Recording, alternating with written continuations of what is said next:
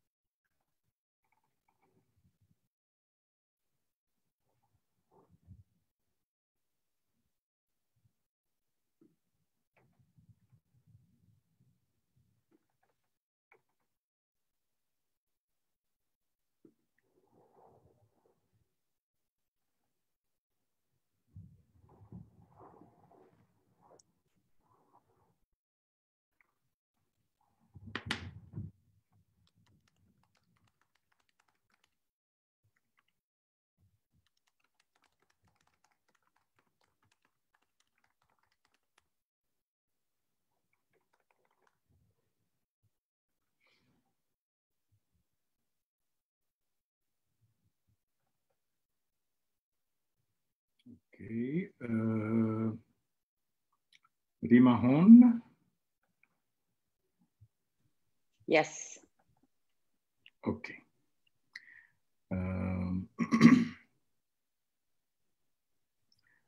Ahmad, انت وصلت؟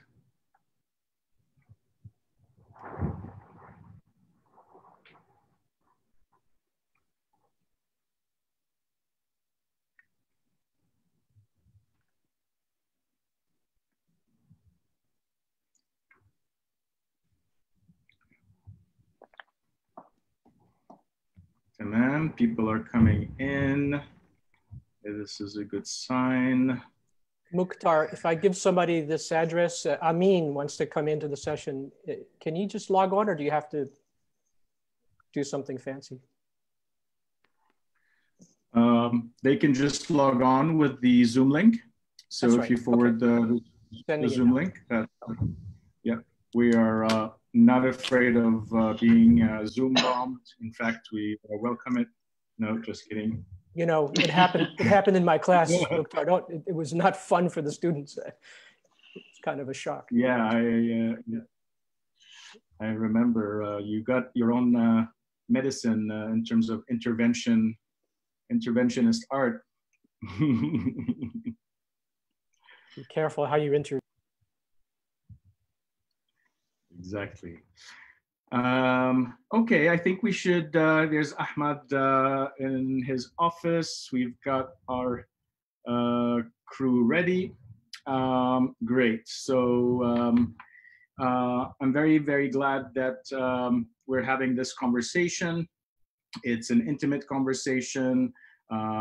It's really a discussion, and it's also an opportunity for us to think together, to analyze together.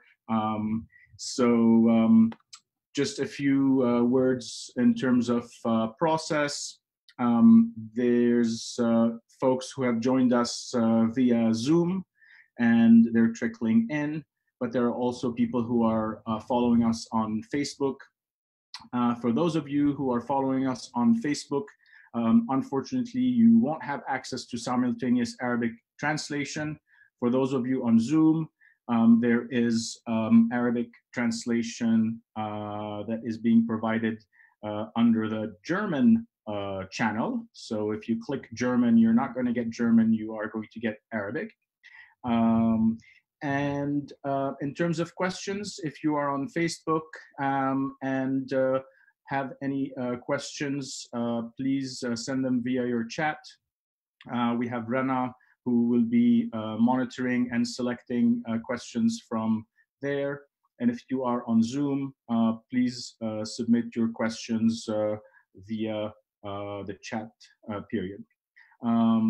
The way we've structured this conversation is we are really going to have a series of questions back and forth between our guests. And then we will open it up for a period of questions and answers. The initial period will take between half an hour to 40 minutes. And then we can have a half an hour for questions and answers and conversation.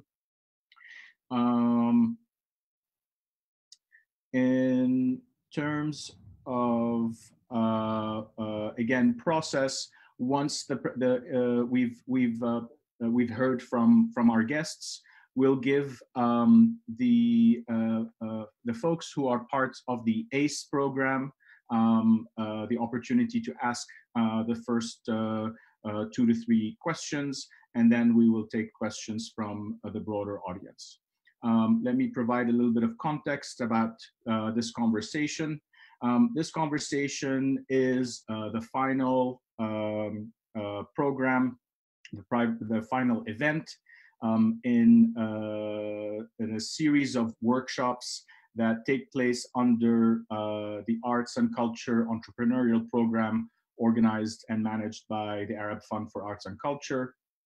ACE is a program that selects 8 organizations every year and provides 2 people from each organization with intensive training, mentoring, workshops, and support that also culminates in a financial award to implement entrepreneurial change at the level of the organizations.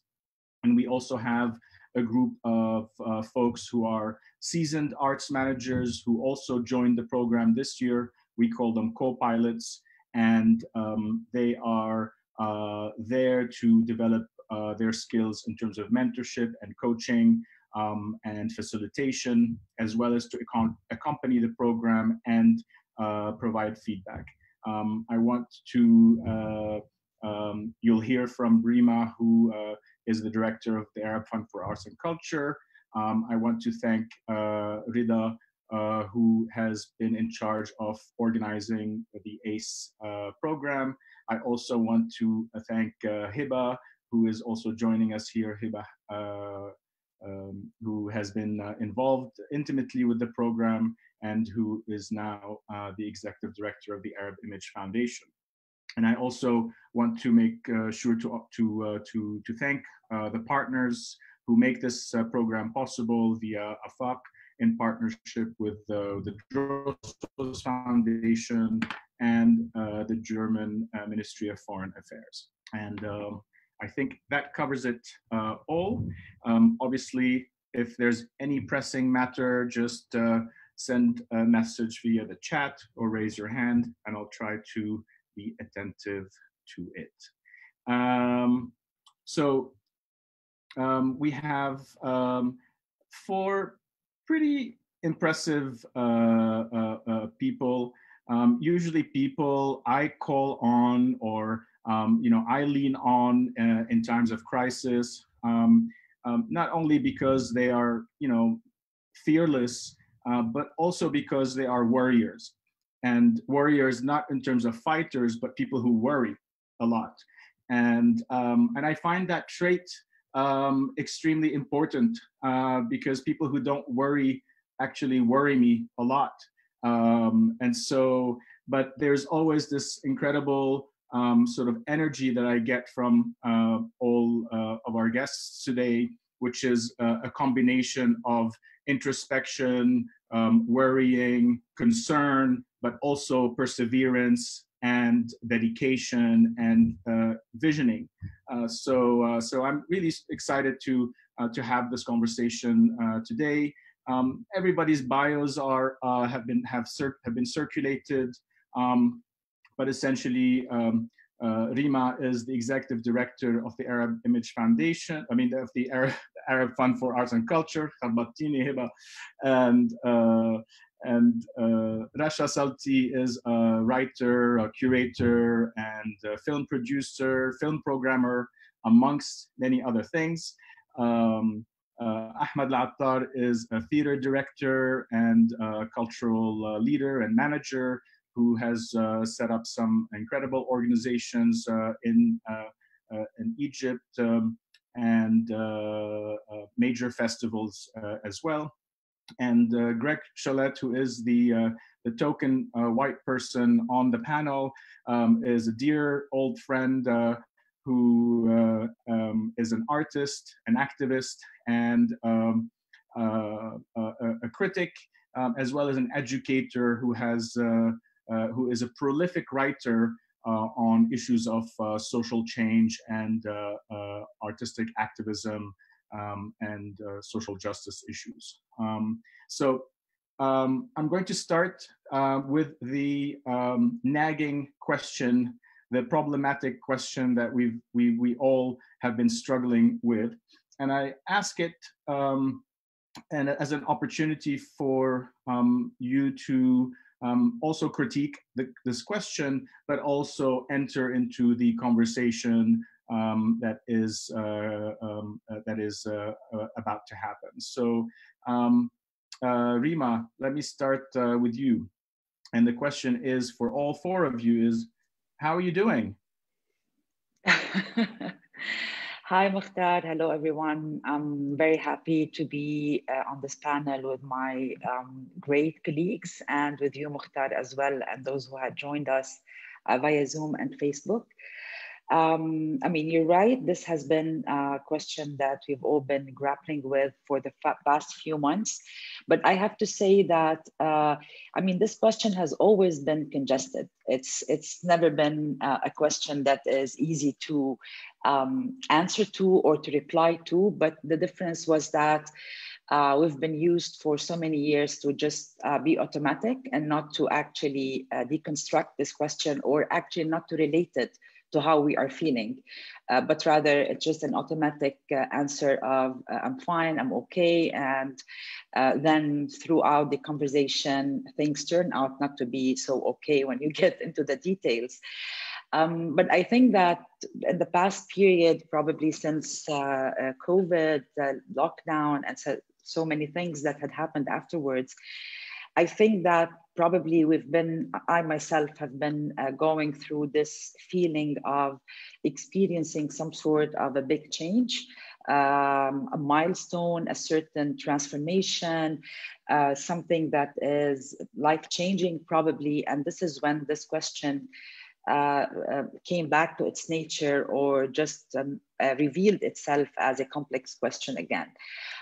So I don't have an answer that is direct to your question, but I can say that it's a combination of worrying, as you said at the beginning, of feeling energized at times, because there are so many things to be hopeful about as well, especially in the little human contact that we still have. But being inspired by people, being empowered by people around me is something that definitely makes me positive at times.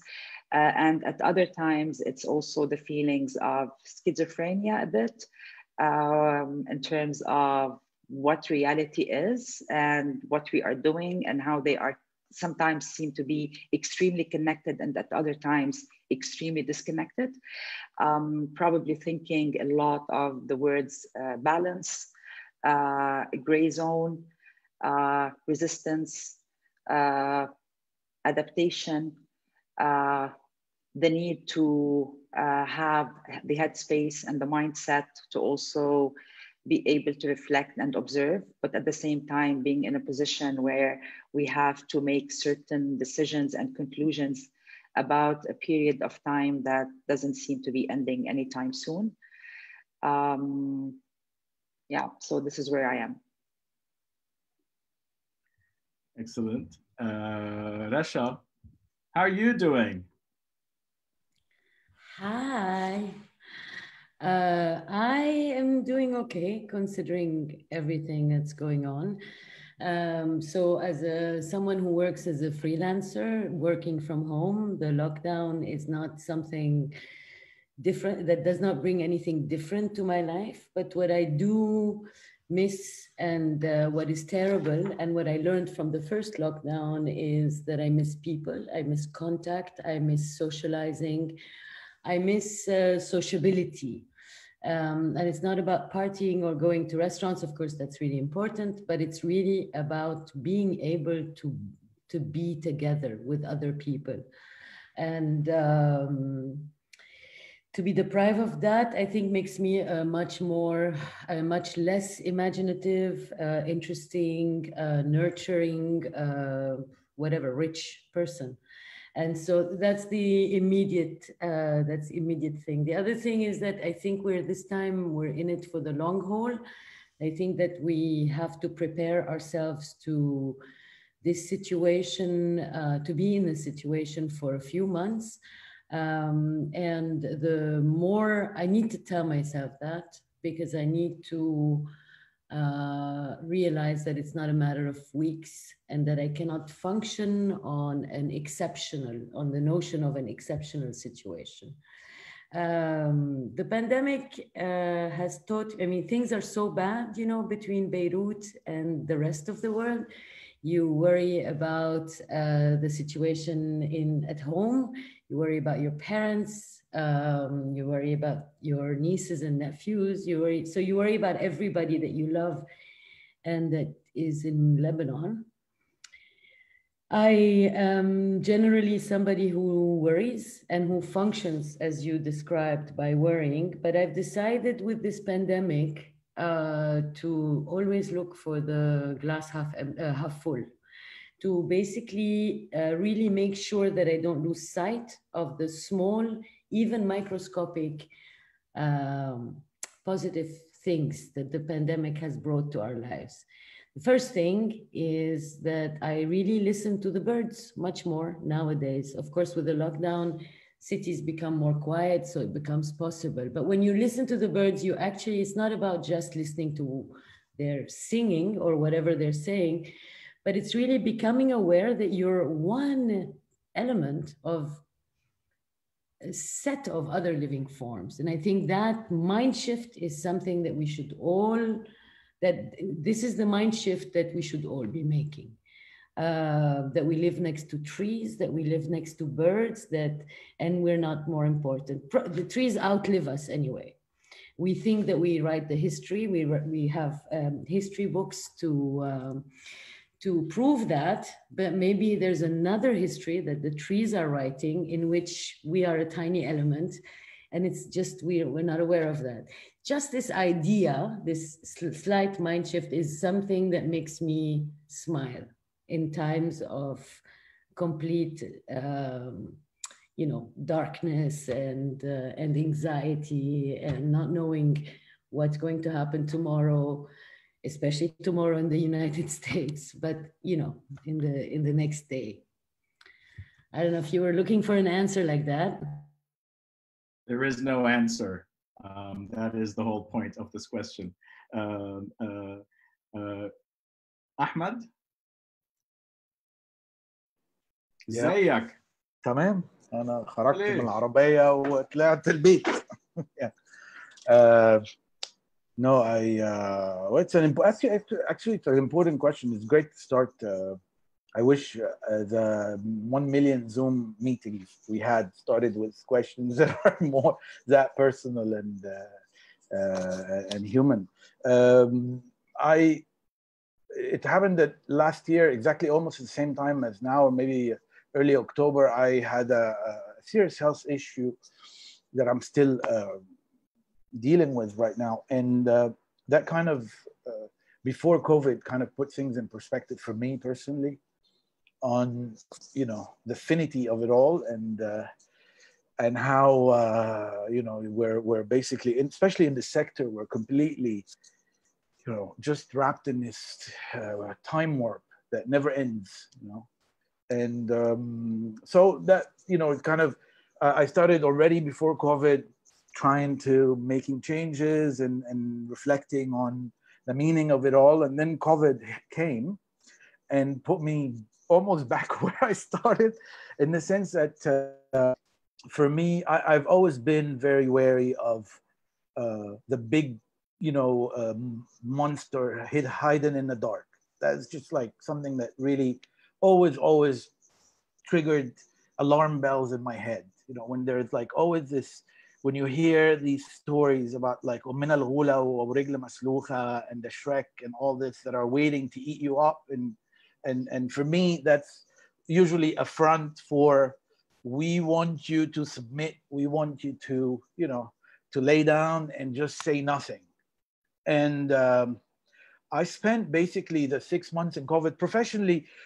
Of course, we had to protect ourselves and the others, but you know, we kind of also looked at, you know, it gives you time to look at the reality around you and actually to realize that whatever issues and problems you are fighting against, or like mainly like inequality on all levels, but specifically when it comes to our region and to the rest of the world in relation to the part of the world that is on top, both physically and economically and so on, you realize that once again, we are at the bottom of the line. We are the ones who were never consulted or asked, or, you know, our opinion doesn't really matter.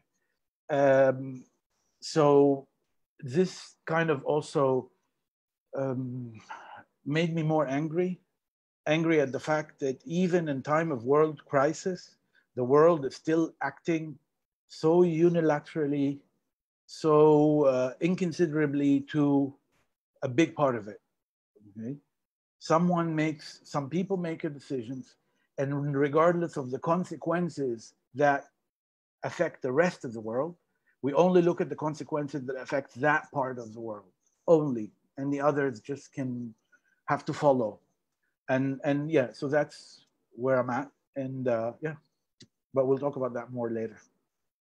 But I'm positive, and I'm positive, and my love for theater and the performing arts is like more and more and more. And I think we should all, you know, we should never lose this, never lose that you know, the feeling of being together, watching something, and you know, I don't know, some Danish study or something realize that when people watch a play together and they actually, you know, and they like it together, their heartbeats sync. Can you imagine how beautiful that is? Our heartbeats sync in the theater when we're sitting in the dark watching something that we admire, or you know, or are making us happy, or you know, or content. So that's unequal. We should never leave that. That's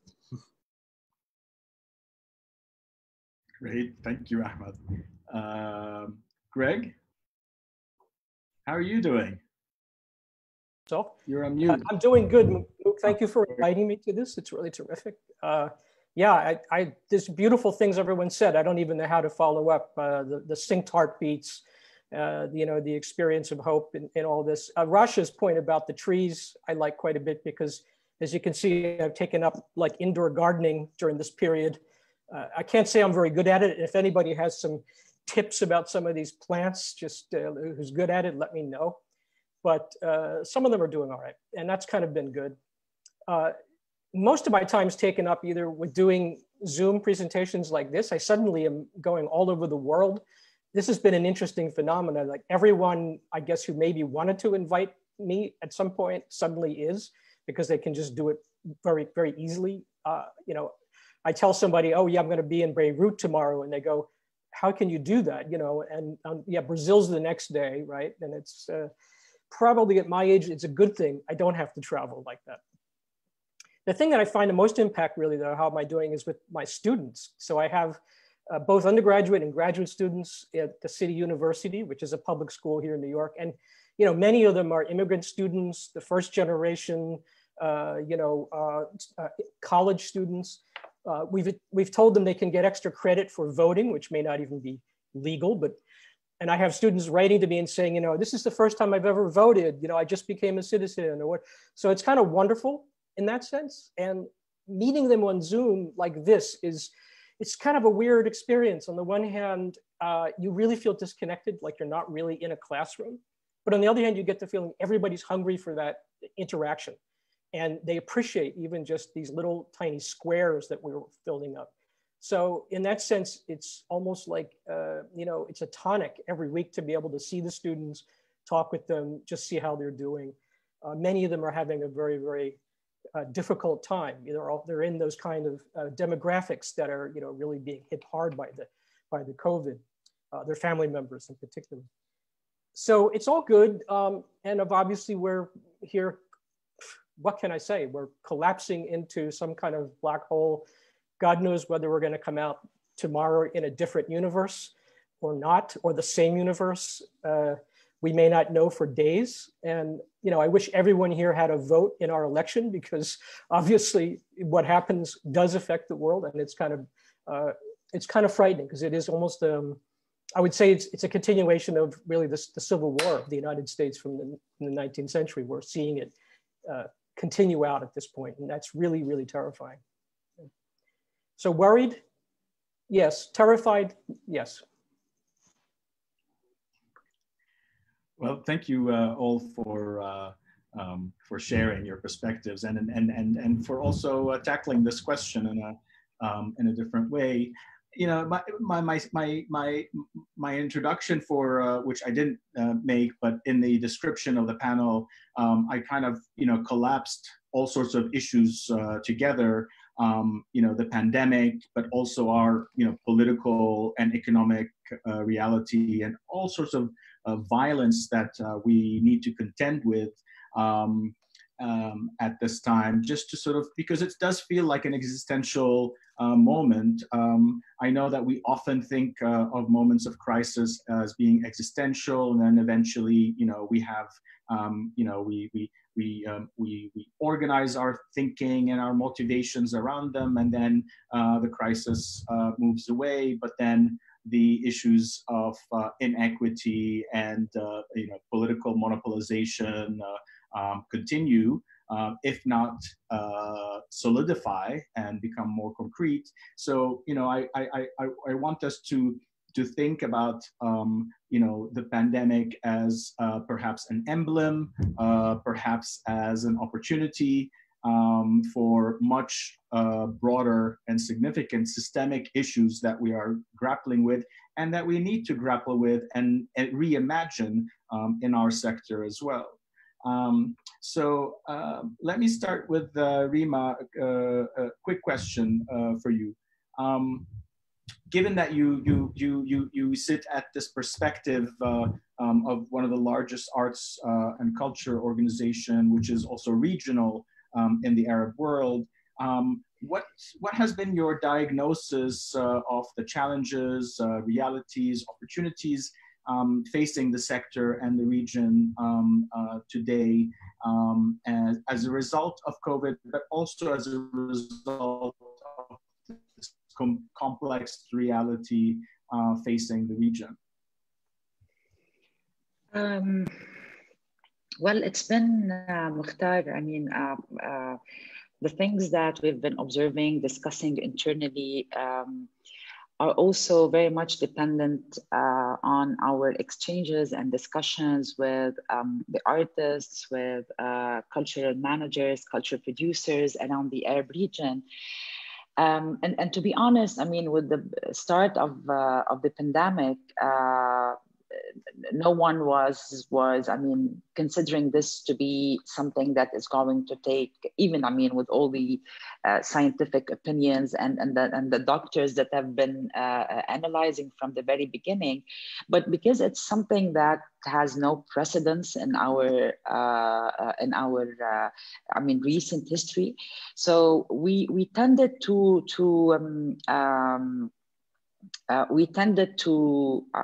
behave as if this is something that will eventually disappear a month later, 2 months later, and so on. And so we were probably at the beginning very much focused on the technical issues of how to carry on with our work, what to expect, how to make the grants if most of the artistic and cultural activities are somehow suspended or put on hold. And I mean, we made some necessary steps in terms of giving the flexibility that is needed, not mandating the kind of projects that we want to support at this time.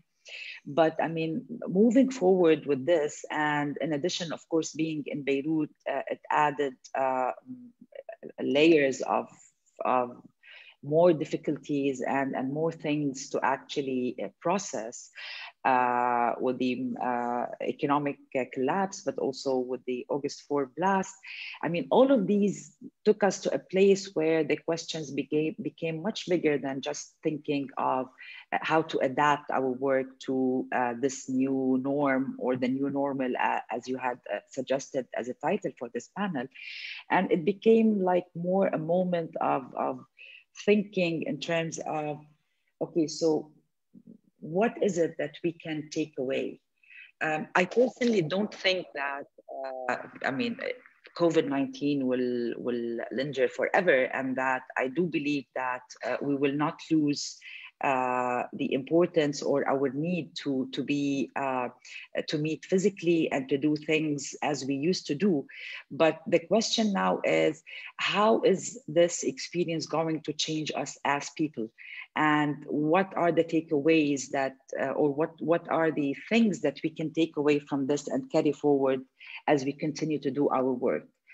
And I think that one of the big questions that probably you've also, Ahmad, just touched upon is how in times of crisis, I mean, the kind of problems, the kind of defaults that we see are not new ones.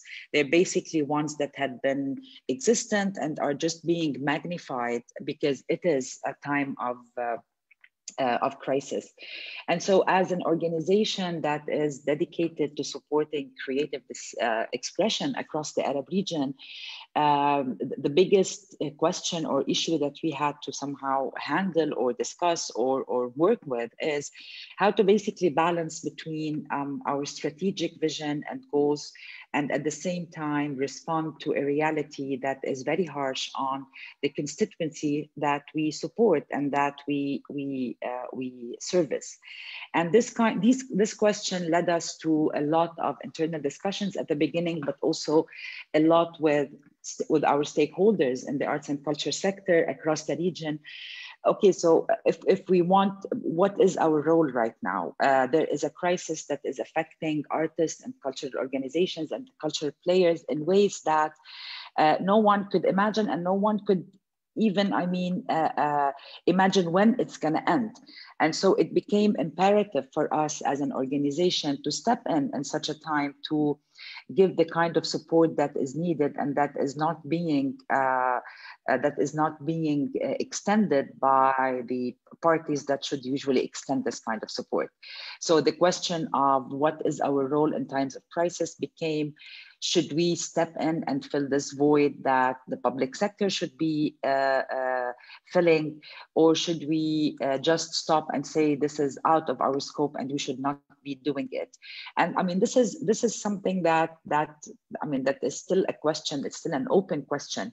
But at the end of the day, we did decide to move forward with balancing between the addressing the very immediate needs and issues, and at the same time keep on planning for our programs and strategic support to balance out this moment of very rapid response, to speak to say so. Some of the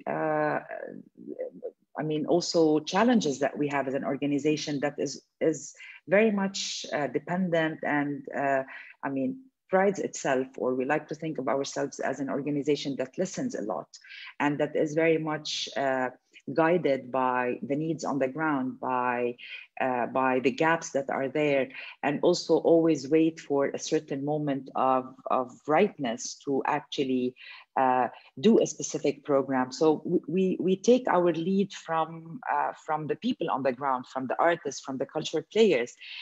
And so it was also a question of we want to hear from them, but at the same time, we know very well that the people in this sector, it's part of their reflection of their meaningful work to actually wait and observe and take a distance before producing before wanting to say something about this specific moment.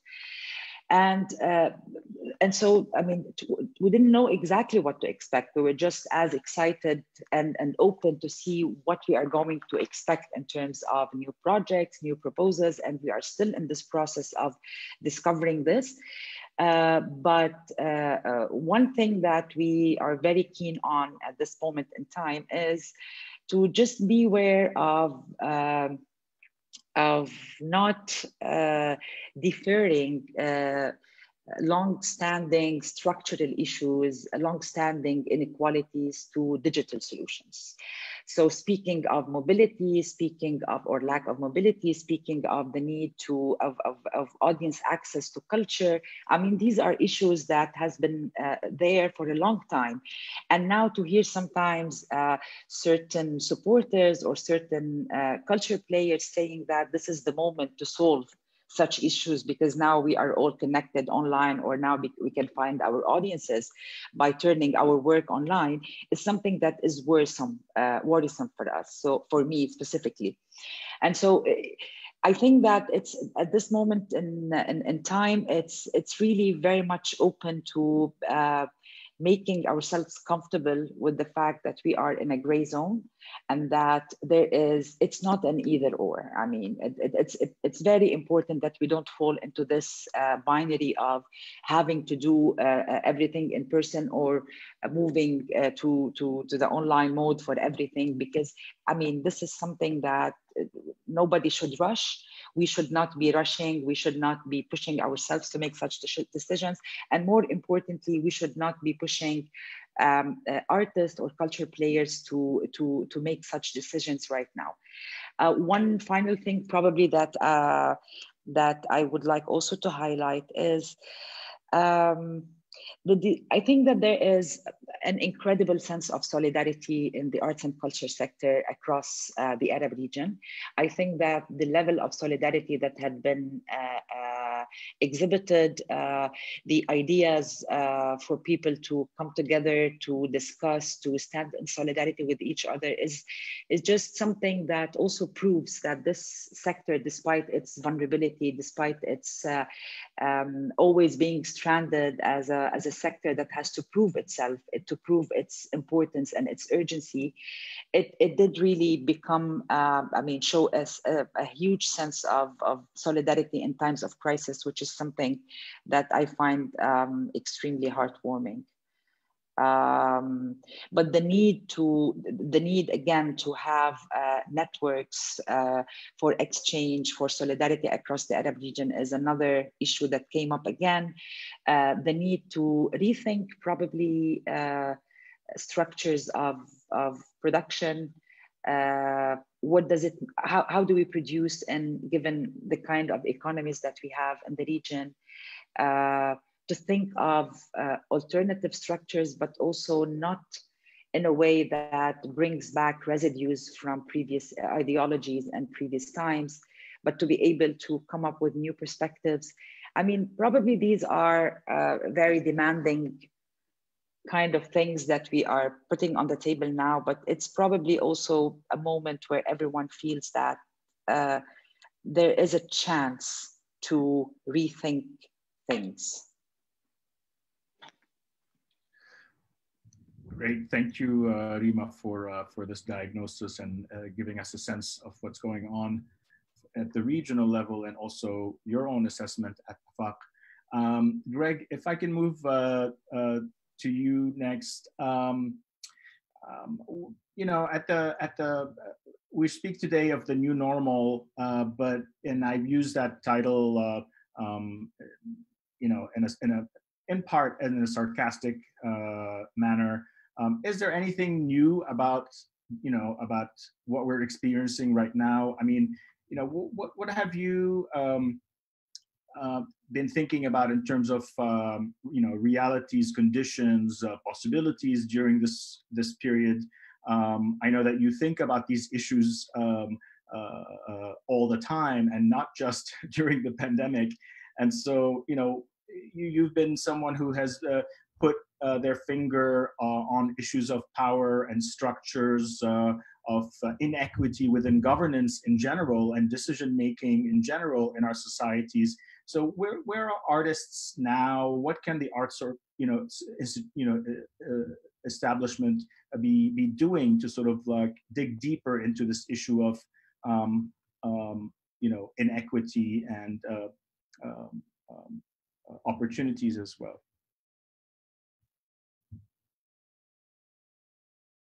Unmute, please. It's a lot to bite off, Mook. Thank you. I'll cover what I can real quick. I was struck by, everyone before me speaking. Ahmad spoke about sort of being in a time warp. Rima talked about the sort of schizoid quality of things. Rasha was talking about birds singing. I don't have any idea what that was about. I'm just kidding, Rasha. But, I feel like what we're dealing with is so much not a new normal, but a new abnormal. If you think about the late theorist Mark Fisher and his idea of capitalist realism, where he sort of made, the very sort of depressing argument that capitalist hegemony is so powerful now that every kind of opposition is almost automatically already caught up within it. And he got very depressed himself, I think, about it. What I would say, and that crisis becomes sort of the normal part of capitalism. What I would say is we've entered into a different phase of maybe capitalist realism or something else. And I'm calling it for short, the unpresent. And the unpresent is like a sort of uncanny sense of reality that we're experiencing. But unlike capitalist realism, where things take a detour and there's a crisis and then you return to something called normal, and then it happens again and you get used to these cycles. We've simply gone off into the detour with absolutely no expectation that we're now going to return to something normal, right? So we're living in a kind of delirious new state that is this kind of hyper unpresent, hyper abnormal, right? How do we maybe tackle that? I've got some ideas which maybe I'll bring up a little later, but I wanted to just put that out on the table that we all seem to be having, no matter where we are, this same kind of uncanny experience of time. And what I think is problematic about this idea of the unpresent is that not only doesn't it offer an idea of what the future might be, right? If the future as different from the present, and it also cuts off the past as different from the present. So we can't even begin to imagine what it was like to never be part of this kind of strange hegemonic situation, this Zoom world. It's like we become trapped inside of that. For all its faults, the socialist system is like no longer seen as like something different. It's simply seen as like a graveyard for statues or something, right? It plays out in the back of James Bond movies. In the future itself doesn't seem to even have a possibility except to think of it as like a repetition of the present, an endless kind of repetition of the present. So that's the kind of anxiety provoking reading I have of the situation. In terms of the art world, and I'll be very brief to give other people time, I would say I've used the concept of bare art, which is sort of taken from Agamben, bare life, and that really the art world has become completely exposed in terms of its relationship to capital, in terms of its relationship with authoritarian regimes at this point. There isn't really this kind of pretense that we're somehow detached, we're a special economy, we're autonomous, we have a magical relationship to the world. No, we're like right in there. Sajiat Island being a really good example of like, yeah, let's not pretend.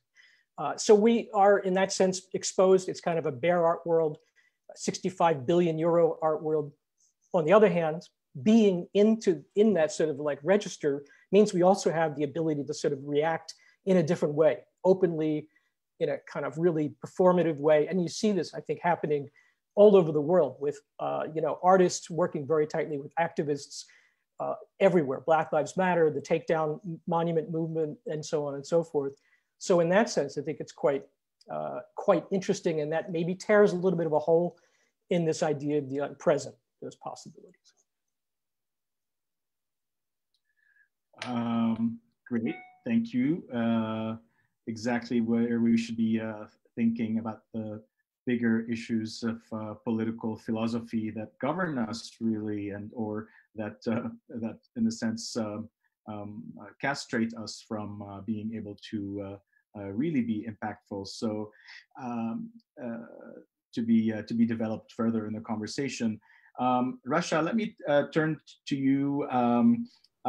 In the beginning of the pandemic, you shared with me a text that you'd written, and you describe this moment of lucid interval, and you summon us to think more broadly about the issue of sort of consumption and excess and inequities. Can you say a little bit about that analysis, and does it still stand 5 months since you've written it? Yeah, thank you. The text was commissioned by a museum, actually, the Moderna Galleria in Ljubljana, and and Reina Sofia in Madrid. So it was a conference on Zoom, and it was, you had to pick a word. And I was doing research for something else, and I was looking at the origin of the word lucid, and I found this notion of a lucid interval, which basically was an expression common in English and French and Latin, and it refers to that moment when somebody who is deemed crazy or mentally unfit or not quite there, when they start to make sense. But it's a momentary experience. So the expression is no longer used in common language, but it stays in the language of psychology. And when when schizophrenics make sense, it is referred to that moment, or what they're saying, as a lucid interval. The text was actually written after the first lockdown. And my experience with the first lockdown was first to be completely depressed and despondent, but then suddenly, the birds in the trees and watching spring come to Berlin from my balcony, really finding the time to just contemplate the stupid tree and the leaves budding. It occurred to me that maybe the lockdown was our lucid interval, was a moment to stop and make sense, or find the reason, find a way to make sense of the world in otherwise a system that was completely mad. So rather than come out of this exceptionalism of that moment, of this lockdown, and not to think of the lockdown as dystopia, but more of the rest of our lives as dystopia. And I started getting scared about going back to before March, before January, before the virus hit.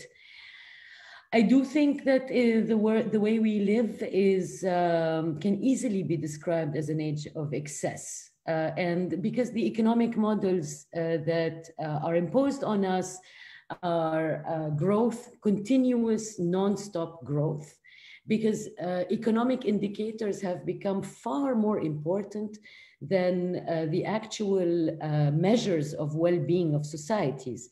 You can hear doctors in Cairo or in Stockholm complain that the Excel sheet, that they don't really cure people or attend to their well-being. What they do is they manage a business. They manage the economic survival of a hospital.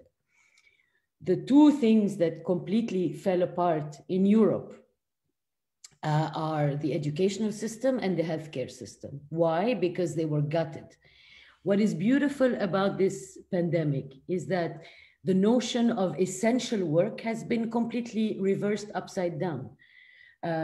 Private bankers were perceived as being far more essential than nurses, than simple healthcare workers in retirement homes, than teachers, school teachers, than theater directors. And now we realize that actually healthcare workers, basically even the ones with not a lot of training, the people who provide the daily necessary gestures to care for people, are the most essential. and school teachers are more than ever essentials. And empowering, defending, etc. school teachers, yeah. So the second thing, with this new lockdown, with this second wave, I think the big battle, at least the way I see it in Europe, and I think we can definitely carry it to our region, is to redefine culture as essential work. The problem with the system of excess is that culture became a subsidiary of tourism. You have to, in order to have access to public money, you have to show how many coffees you will sell, how many hotel rooms, how many flights. You have to quantify your event, translate your event into whatever other consumption it will trigger. The immaterial value of culture was completely set aside, cast aside. And I think that's what's coming back on the table. In the first lockdown in Germany, the museums, the cinemas, the theaters were closed, but bookshops were considered essential and they remained open. In France today, there's been protests and screaming on all kinds of media that bookshops should be considered essential.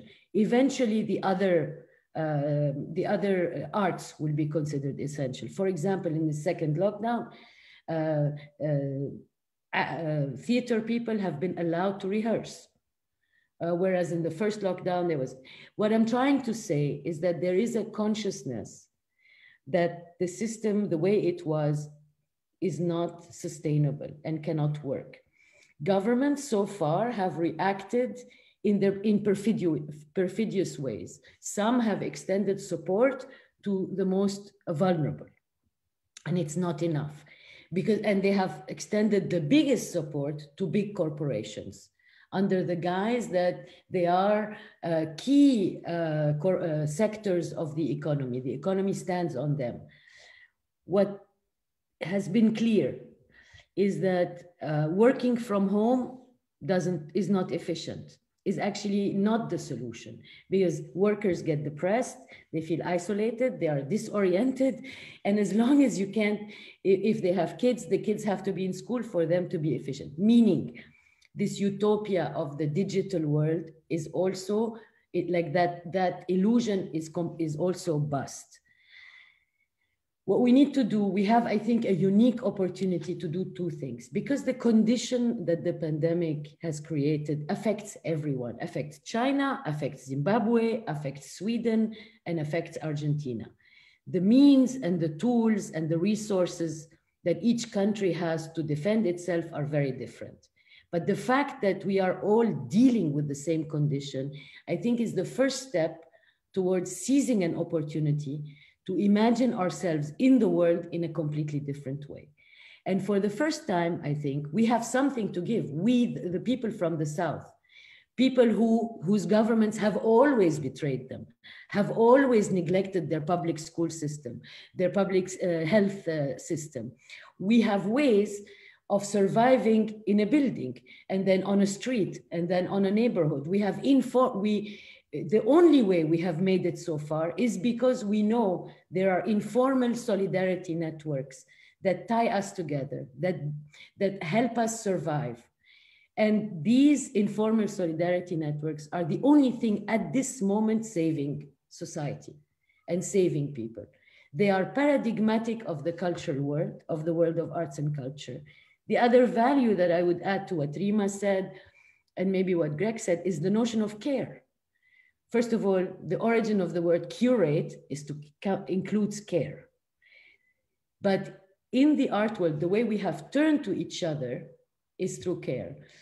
I think we have a lot to learn from, I remember 3 years ago, Decolonizing Architecture, Sandy Hilal and Alessandro Petti wanted to inscribe in the UNESCO World Heritage the experience of being a refugee.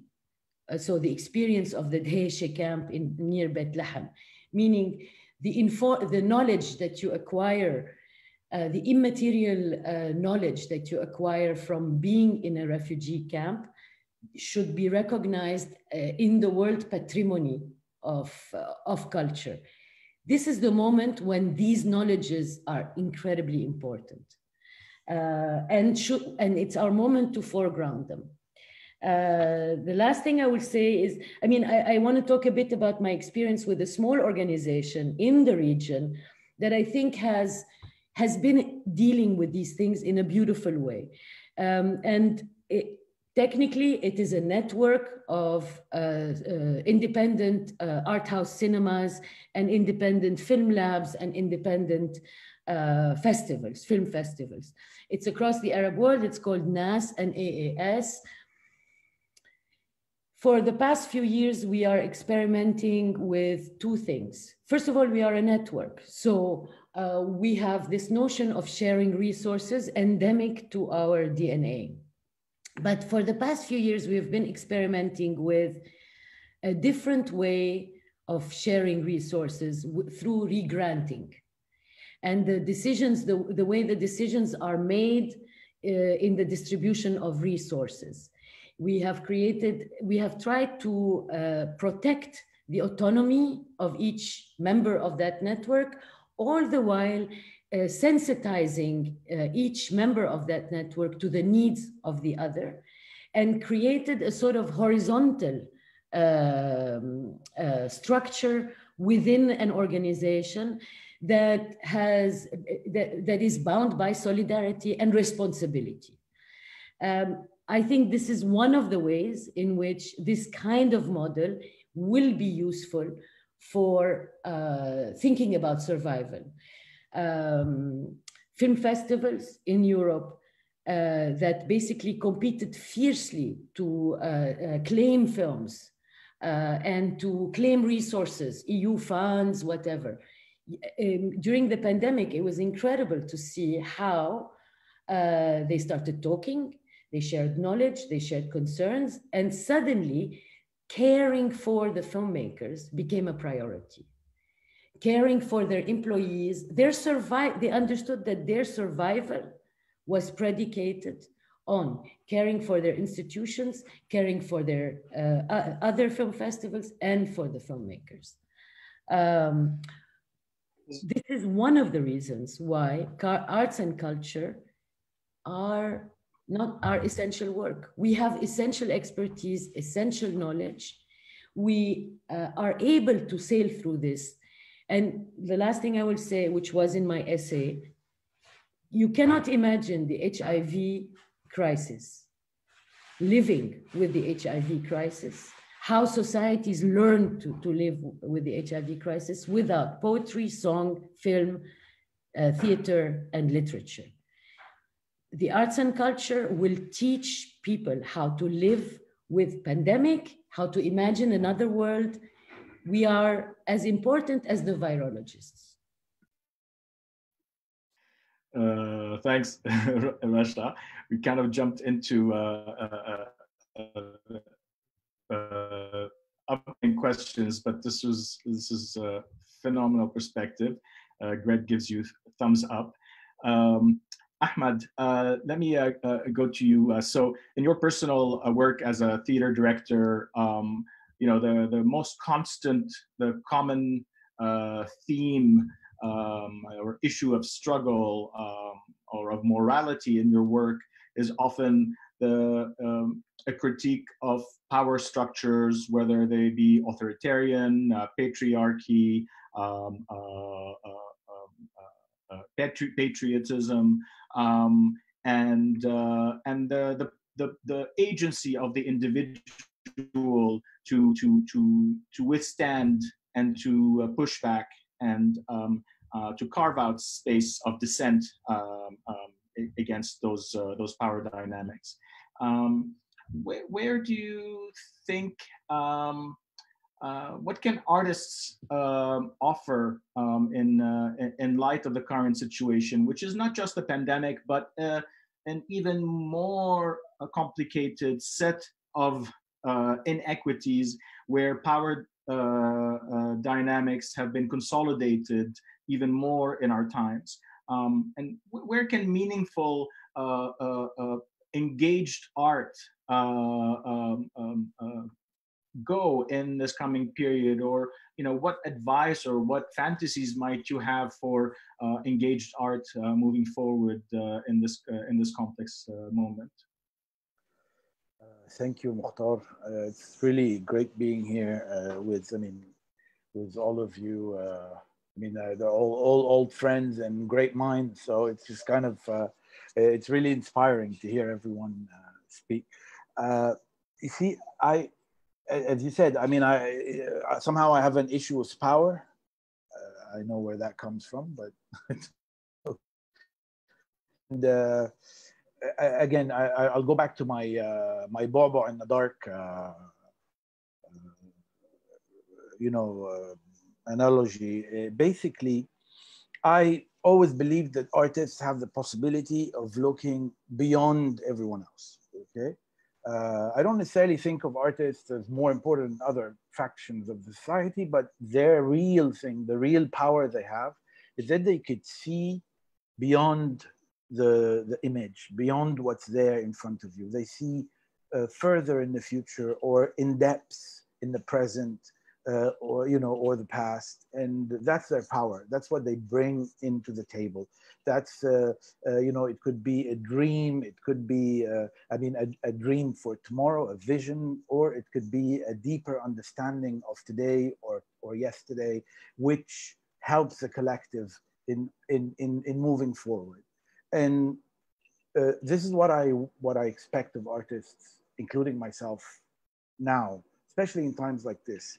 Because for me, what the COVID showed is that this world is completely dysfunctional, and that there's part of this world, that the concept of colonization basically is, for me today, is there is a minority of the world who decides for the rest of the world, regardless of the effect of these decisions on the rest of that world. So I'll give you an example.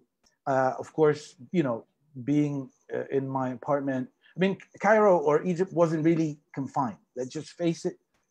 Countries like Egypt, all over the world, cannot confine. We cannot survive if we confine, because the question that people were, in people's mind in countries of such economic situation and political situation in Egypt is, do I take the risk of going out and catching COVID and maybe dying, or do I take the risk of staying home and for sure dying from hunger? That's basically the bottom line in 90% of the world's population. Okay, so Egypt had 9 to 6 curfew, whatever, and people died and people got the virus and so on, which is, but that we could not possibly perceive, except a very small minority of wealthy and able people to stay home and live their lives, to spend and not care about, about the day-to-day or even the future's effect. Everyone else was out trying to gain a living and surviving. Now, I had time, so I went, started to read about disease and viruses and so on. And then I realized something on the WHO's website, that 1.5 million people die of tuberculosis every year. Tuberculosis is as infectious disease. It's a bacterial disease, but as infectious as COVID, even more. This is really the stuff that hangs in the air. It's like if you sing, if you speak, if you cough, to someone in the room and you have it, it will get to that one person. It has a vaccine, okay? And it's on one of the top 10 causes of death in the world. There are 50 million people get it every year. The WHO and UNESCO and United Nations have been doing 10-year plans for the last 20 years on trying to curb the infection and the death rate of tuberculosis in the world. But no one has ever confined the world, because 1.5 million people died of tuberculosis. And you know why? Because it's a minor percentage of people in the Western world, in the white world, in the world that leads the rest of the world, get it. This is a disease of the poor people. And poor people, they can just die. It's all right. 1.5 million people can die every year, which is, we haven't even reached that with COVID.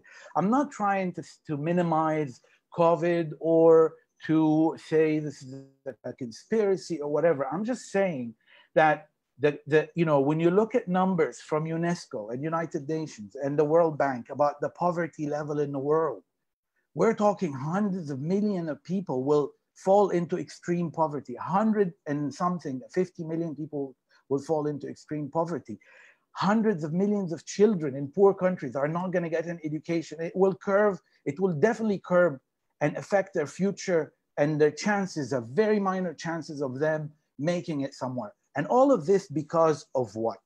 Let's just say, I mean, for me, this is where I am at right now. All of this because 35,000 people died in France in the last almost year. I'm not saying they should have died. I mean, of course, we should all do what we can for people not to die. Yes. But what about, you know, the hundreds of millions who get affected? What about the people who will die around the world, not necessarily from COVID or from other things, because of this whole world lockdown that we all went into without reflection? And this is what for me is important, is this world is not equal at all. Something new, it's not something new, we all know that, but the things became very blatantly obvious. There is a world that protects itself on the back of everyone else. You know, they have to live, they have to survive. We can die, it's all right. If we can join them, whoever of us can fly to Paris, Berlin, live there, whatever, great, you're safe, you're protected. Now, if you stay where you are, well, that's all on your own chances. And that really angers me. And, you know, and I see that, of course, this is real. Of course, this is a disease. Of course, it's dangerous. But when that level of fear is injected into society, when that level of fear, that is, for me, in a lot of sense, unjustified, there is something wrong. I mean, I'm not saying there's a global conspiracy. There is no global conspiracy. But it makes, you know, there is a lot of political play that's being done here. And we are just completely into the fear cycle, that we're unable to step a little back and say, okay, well, that makes sense. That doesn't make sense at all. That doesn't make sense at all. And we're just into that thing. And we need, in this part of the world, to be able to step back and look at the real effects and look at real things, and starting to criticize this hysteria that we all live in. Trump is a fool. It's fine. But we cannot, I mean, it almost feels like the whole COVID thing now, at least in America, is the political fight. It's turned into a political fight, you know? Presidents in democratic countries, because they have to be elected and they have to please the general public, they are making decisions that don't make any sense. You sit in a restaurant in Paris 2 weeks ago. You're not wearing a mask. The restaurant is full. Everyone is smoking and eating and talking and stuff. And then there's a guy walking on the sidewalk in front of you without a mask. Yes. Sorry to interrupt, Ahmad. Okay, I know you, so I'm intervening because we could go on for a while. And no, I'll wrap up. Okay, I'll wrap up. So basically, political art. What about political art? That was no. the question. I'm not saying political art. I don't believe in political art. I'm saying we as artists need to start somehow dragging ourselves out of the fear, and it's very hard. I mean, as myself, I was afraid. I'm still afraid. I mean, no one wants to catch something that can kill them. You know, that concept in your head. We need to step a little bit further back, look at the world in a different perspective from the mainstream agenda that are being pushed on us all day long, and start to offer new perspectives, new ideas, new ways of looking at life and the world. I mean, it's horrendous. You know, it was completely crazy when, as someone said, I think it was Rasha, was saying that the utopia of the digital world completely fell apart. Yeah, a few months back, everyone was talking move digital. And then everyone realized that when you're speaking to people across a screen, there's no energy being exchanged like you do in a room or in a conference or whatever. So you're actually draining yourself even more. So you actually cannot you're not giving as much as you should, and people are not taking from you as much as they should, so it's not working. And these kind of reflections and realizations, for me, they come from the artists. The artists are the ones who somehow put a different perspective of what truth is, what reality is, and give us a vision for the future. Okay, and that's what I expect from myself as an artist, and for all the artists that we support, knowing that the performing arts sector is the most hit. We are the worst sector in the planet. I mean, all the other sectors opened for a while, then closed, and we haven't even, the moment we started to breathe, like, okay, we're gonna, then it locked down again or whatever. We're the last of the last. And we need, the artists of the performing arts need all the support they can get, I would say, more than everyone else, because they are just almost disappearing now. Thank you. Thanks, Ahmad. I'm mindful of the time, and I had a bunch of other questions for you folks, but I'm going to ask one question to the four of you, and then we'll open up for questions. And then if there aren't any, I can proceed with the others that I wanted. So I am going to combine two questions together. You know, for years, as someone who has worked in the sort of the infrastructure of the arts and supporting for the arts, I've been very frustrated about the lack of sort of pooled energies, pooled infrastructure, and collaboration. I do think that, you know, we do that occasionally. We do it also strategically when it suits us. But I wonder if you know, there is in throughout the nonprofit world, especially with community organizing all across the planet, there is a deeper and a more serious conversation happening about solidarity economies, about pooled resources, about you know, cooperatives, collectives, social shared networks, just to sort of break out of the cycle of scarcity and the cycle of need and the cycle of dependency and the cycle of fragility that arts organizations face all the time. Does this moment offer any, you know, sense that perhaps we might be able to reimagine, you know, social work, collective work differently moving forward, just because we realize that there aren't enough resources for everybody, and that the system is not going to, a system of dependency is not reliable and not healthy to begin with, and also doesn't contribute to our freedom and self-determination. Greg, you know, and if you guys, as you're making these interventions, if you can offer examples of structures, efforts, attempts that you're hearing about, that would be great. And then we'll break and open up for questions. Greg, do you want to take? Do you want to start? Yeah, thank you. Great question. I think everyone's pointed to the same sort of facilitation of, let's say, secondary economies, gray economies, cooperation, networks of solidarity, that everyone's brought this up in this panel, which is terrific. I think they were there all along, and maybe they're now being ramped up and amplified by what's happening out of necessity, perhaps. The one caution I would throw out is that the world of neoliberalism, which perhaps is now coming to an end in some parts of the world anyway, or becoming mutated into some new sort of authoritarian form.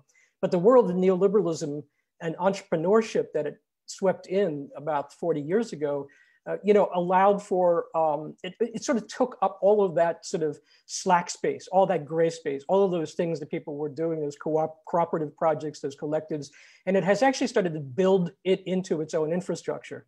I'm not saying that we're completely co-opted, but there's a similarity, a very strong similarity between the way, say, someone decides to do a startup because they're going to like overturn the sort of hierarchical model of IBM. So they're going to do like a little startup electronic company. It's very, very similar in some ways to the way artists operate, and they operate through these kind of chains of friendship, cooperation. Think of the MFA degree. It's almost like getting a subscription, you know, to some Netflix or something. You get a little bit of free time, and then you have to keep paying if you want to get the degree out the other side. In fact, you keep paying after you graduate, because if you don't keep paying into the system on all kinds of levels, like contributing to it, often without compensation, it doesn't work anymore, right? It collapses. So I think we're seeing all of that happen, and it's both positive and it's also got its negative side. In terms of possibilities, I don't know how you do socially distanced social practice art. I think that's what we're trying to sort of envision or imagine. It's already sort of taking place though in so many ways. And in terms of sort of projects, I mean, I would look at someone like Marina Naprishkina in Berlin, her new neighborhood Mobiet, which is this kind of wonderful drop-in center for people who are living in that neighborhood who need to learn German or need to learn Arabic or need to get a lawyer or, you know, have an inexpensive meal. Many of them Syrian refugees and other refugees. She calls it an artificial institution because it's an art project, but it functions just like a real institution. It's something I sometimes call mock-stitution. It sort of mocks the idea of the institution, often doing a better job than the institutions, the official institutions themselves.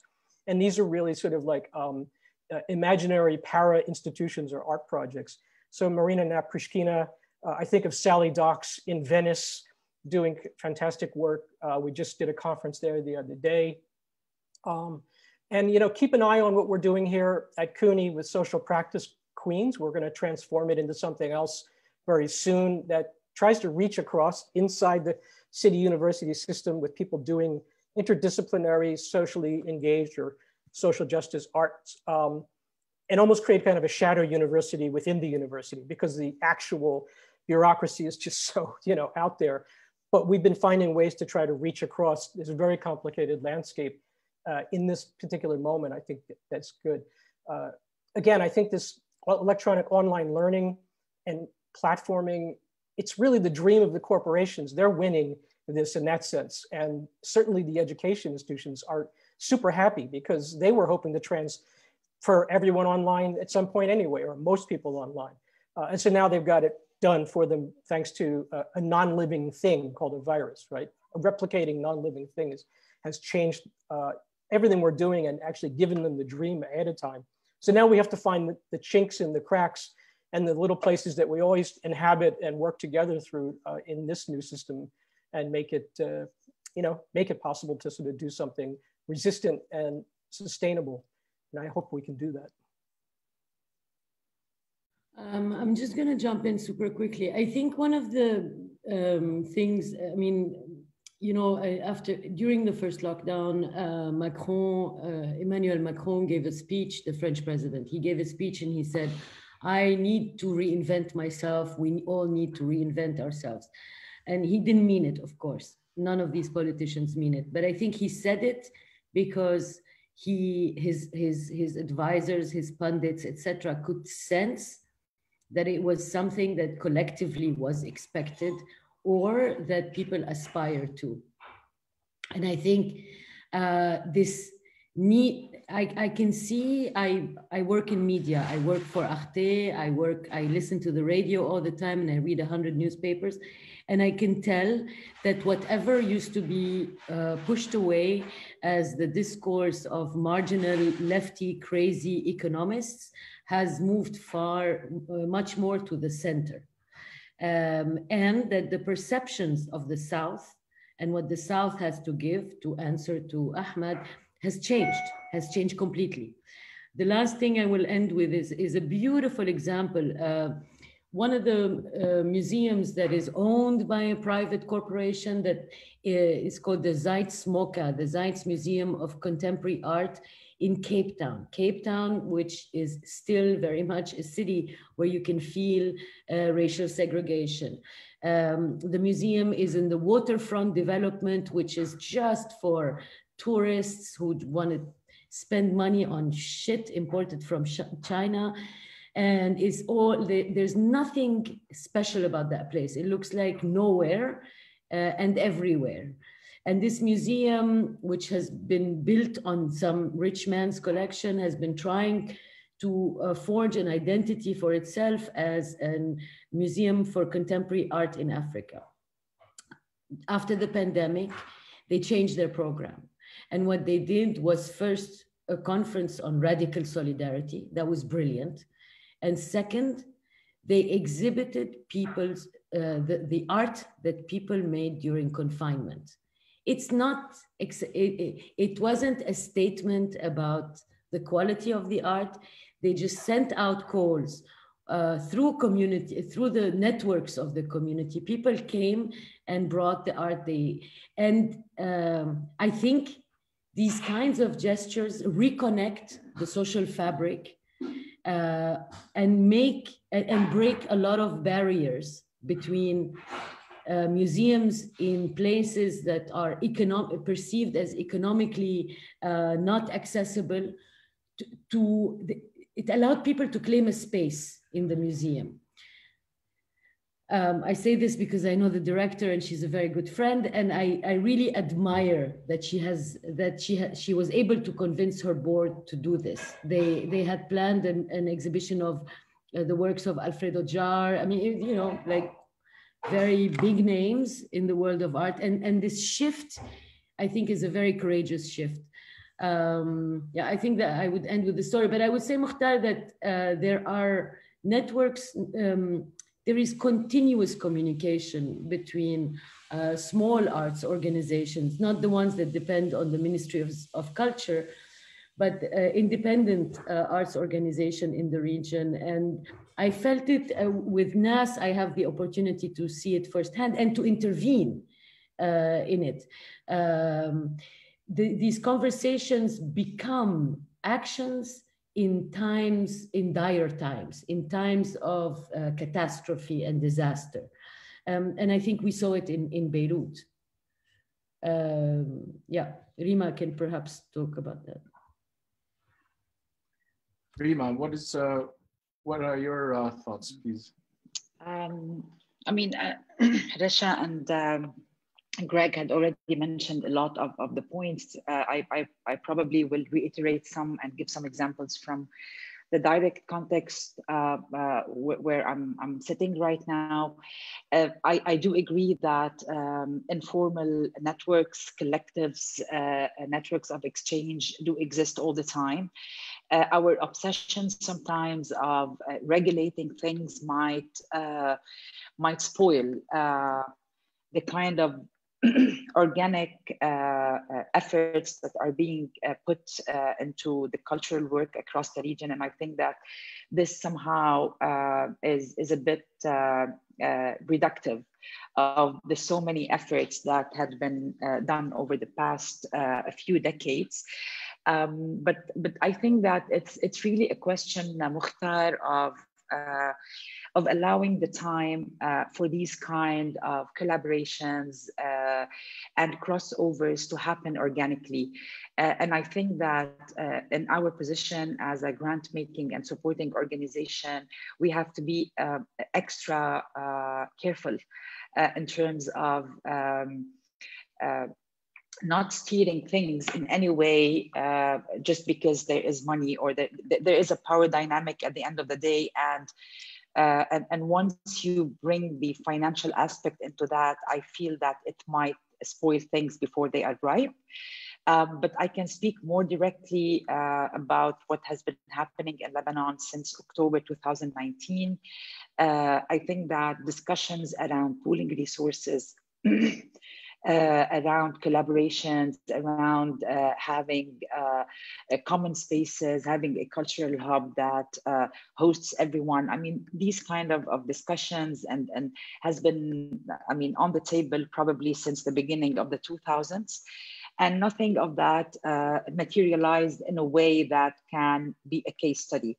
But again, is it really necessary for things to make a difference that they become a success story or that they become a case study? I don't think so. I think that we can learn as much from failed attempts, probably as much as we can learn from attempts that materialize at the end of the day. But we have been witnessing this sense of coming together, of thinking collectively, of wanting to shift modalities in Lebanon since October 2019.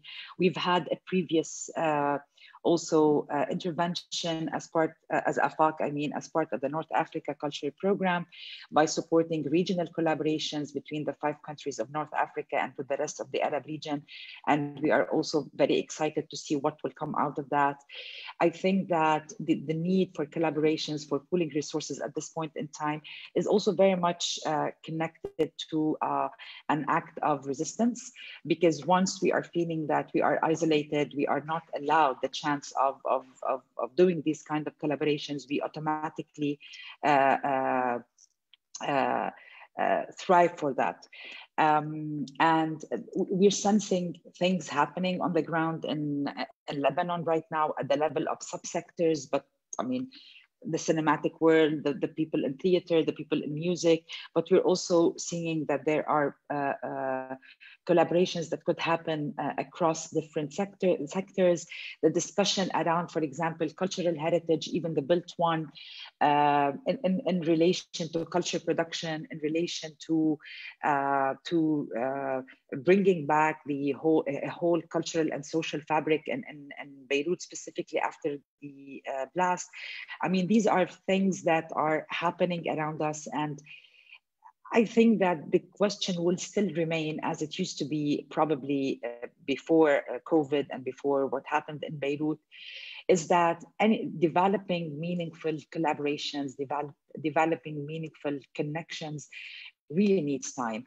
And we need some sort of safety platforms. With the tectonic shifts that are happening, sometimes we don't have this kind of time to reflect, to talk to each other, and everyone are more or less stuck in their own struggle to make ends meet. And this takes us again to the fact of the importance of probably pooling resources, and so that not everyone is having this kind of burden on their shoulders, but let's try and split this weight and this burden across the board with many organizations, with many artists, but also thinking of the trickling effect of this ecosystem, of this economy, of how can we maximize. You started your question with the creating need, creating dependency. I really think that all the work that the independent organizations are doing across the Arab region is something that does not rise up to the level of talent, of potential, of possibility. I think we need to keep in mind these two words when dealing with crisis. What kind of potential does it open? What kind of possibility does it create? Rather than thinking of ready-made structures that we have to collaborate. It's more important to ask how, and it's more important to ask how can this create a new momentum? How can this impact a wider network of cultural workers? How can this learn from other examples in other parts of the world? But for me, the essence of things, I feel that right now across the region, and also speaking specifically from Beirut, there is a ground for these kind of for this kind of thinking, for this kind of reflection to actually flourish. And it's unfortunate that it comes at times of extreme challenges, of extreme sometimes despair. And I don't know whether, there is something, there's a lesson to be learned that probably we are more, that we move more quickly when we are pressed or not. I don't know. I don't want to make these kind of conclusions, but I just feel that we have probably, it might be a golden opportunity to reimagine things, to reinvent, as Rasha said, and as Macron said, but to do it in a way that is really profound and that is really coming out of a need and a desire, and not because we have to, but because we want to. Great. Ahmad, before we open it up for questions, again, on this issue, to further on, as someone who's also not just an excellent director, but an excellent, manager who have created many structures and one of the largest festivals in Egypt, do we need to reimagine? Can we reimagine a more kind of a horizontal approach to structures and institutions? I mean, to reimagine, yeah, of course, we always need to reimagine. There is some things that are very obvious now, like Rasha mentioned it about the collaboration between film festivals.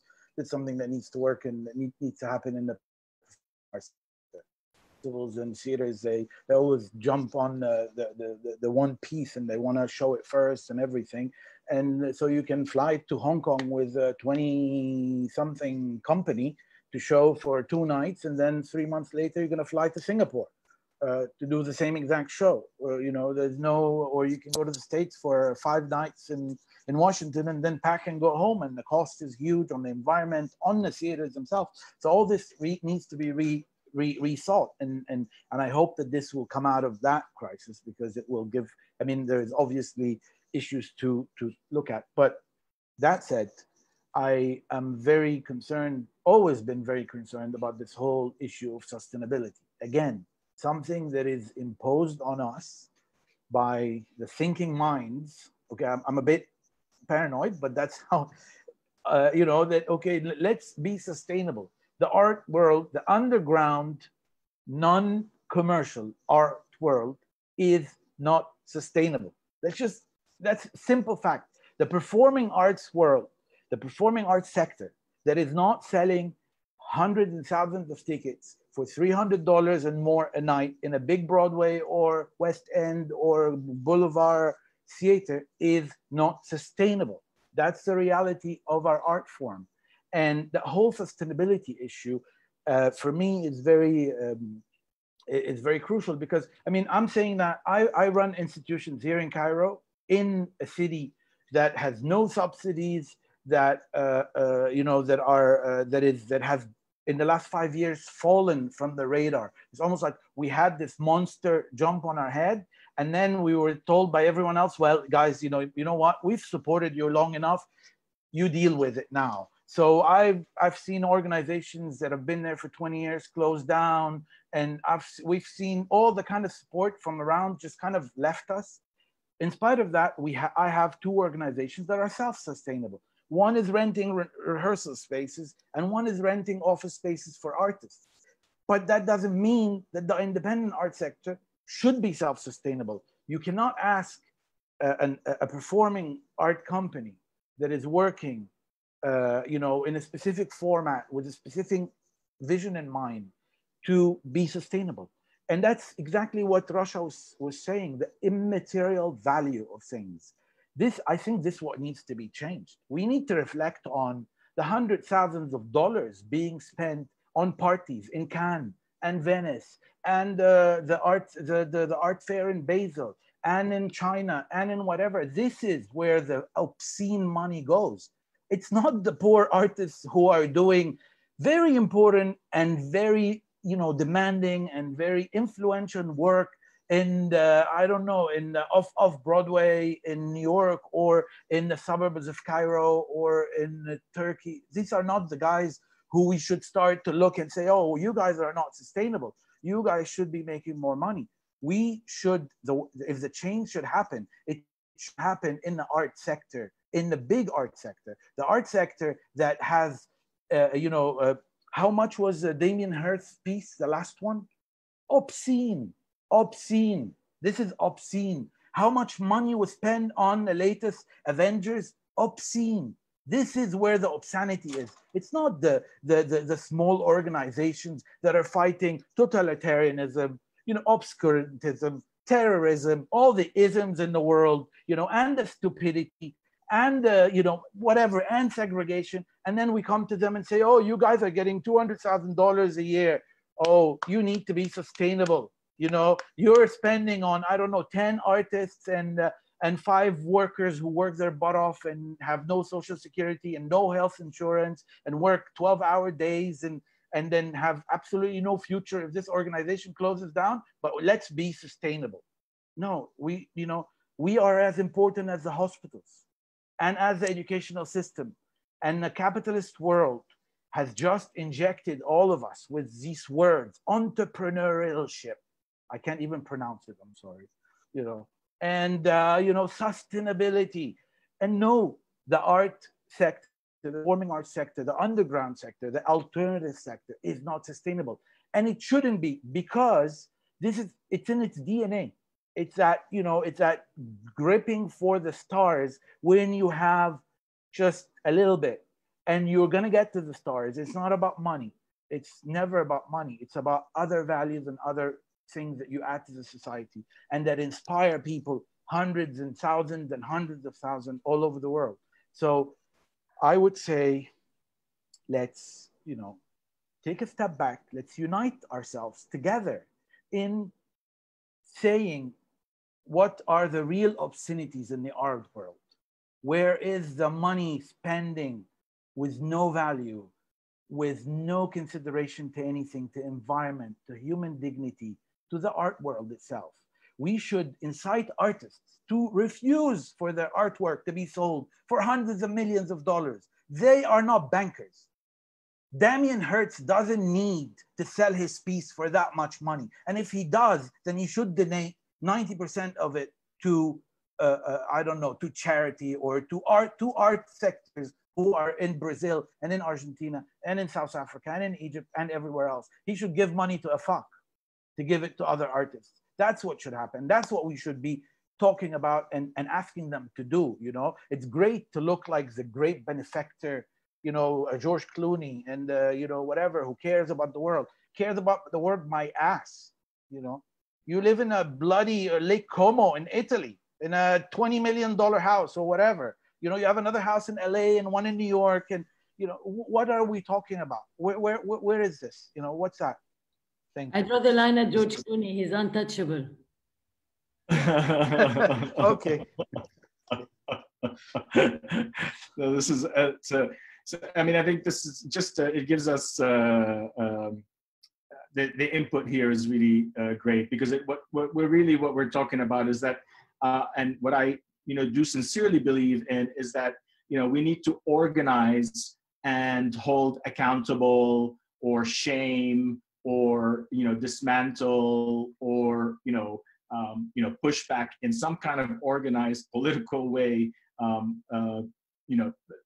places of power and obscene resources, while at the same time reorganizing, configuring ourselves in a modes that are more solidarity, flexible, fluid, and supportive at the same time. And I think that this next period, it's going to be critical for us to do both, to advocate and push back politically and organize and mobilize, but at the same time to innovate and reimagine how we kind of our notions of production and our notions of ownership as well, and infrastructure, our spaces, etc., in the sector, so that we could. Can I jump in and say one thing important about because I know this sounds like very revolutionary and everything, but we're also down to earth. In the last 7 months, what my organization did is renovated all of our spaces. And specifically, we took over one of Cairo's, the only left independent venue in Cairo, the Rawabit Theater, because that's the only one left. And it closed down in 2019, end of 2019. We took it over. We've renovated it in the last 7-8 months. It's become a beautiful performing arts space, doubled its space. It's fully equipped. It's like any other venue, respectable venue in the world, which was not the case. I know some of you have visited it maybe or saw shows there.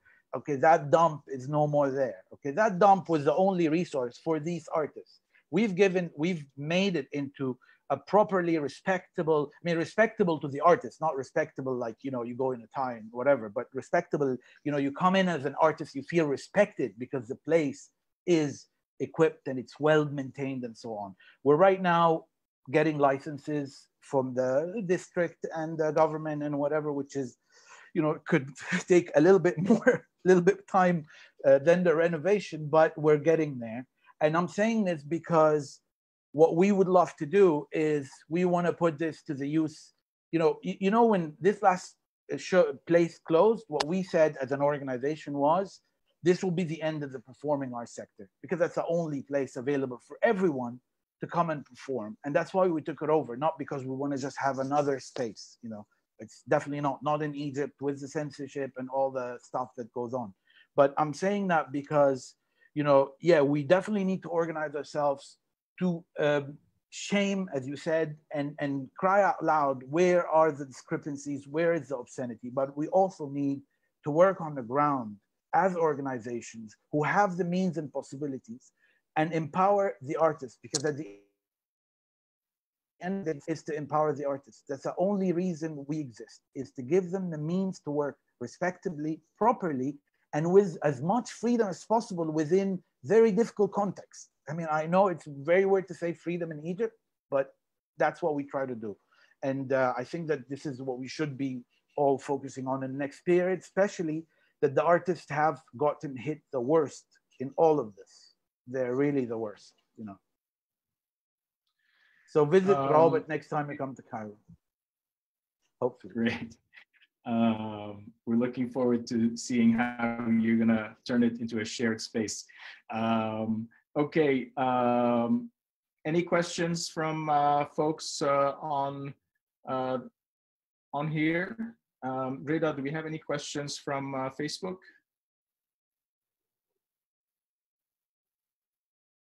No? We have questions. Yeah, raise your hand, please, so I can see you. Okay, so Hiba, go ahead. Thank you. Thank you all for the wonderful interventions or reflections. It's not so much a question, but as I was listening to all the speakers, I think what strikes me is that we tend to think of this crisis as a special historical moment, when actually it's not. It's as cyclical as nature is. It's just that we have a very short-term memory. And recently, in the last 2 months, I've been going back to read my adolescent book list, including Animal Farm, 1984, watching films like Chicken Run, going back to Aldous Huxley, Brave New World. We don't live in a special moment. And I don't think we have to get all worked up about the point of no return and where's the future heading. I think we are in a cyclical moment where the very last threads of this excessive consumerism, as you've all put it, and this compartmentalized lives that we live in has just gone, has been unwound basically. And we're just looking at it and we're trying to see what to do with it. What is interesting and what I find, and this is really a question, if some of you have observed this, is despite this massive global pandemic that looks dystopic, I think there are super interesting initiatives that are happening in the localities that we live in. I think as individuals, we go back to realizing and to being down to earth and realizing that nothing is more significant than the very concrete relationship we have, whether it's with our partners or friends or people that we can connect to physically. And the things that we can do within our vicinity, and to burst our bubble into thinking we're going to change the world.